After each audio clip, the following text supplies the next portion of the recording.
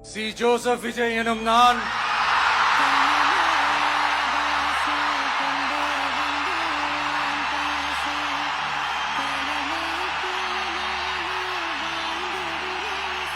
சட்டப்படி அமைக்கப்பெற்ற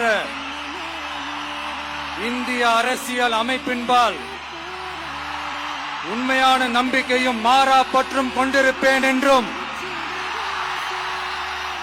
இந்திய நாட்டின் ஒப்பில்லாத முழு முதல் ஆட்சியையும் ஒருமையையும் நிலை நிறுத்துவேன் என்றும் தமிழ்நாட்டு அரசின் முதலமைச்சராக உண்மையாகவும் உளச்சான்றின்படியும் என் கடமைகளை நிறைவேற்றுவேன் என்றும் அரசியல் அமைப்பிற்கும் சட்டத்திற்கும் இணங்க அச்சமும் ஒருதலை சார்பும் இன்றி விருப்பு வெறுப்பை விலக்கி பலதரப்பட்ட மக்கள் அனைவருக்கும் நேர்மையானதை செய்வேன் என்றும் ஆண்டவன் மீது ஆணையிட்டு உறுதிமொழிகிறேன்.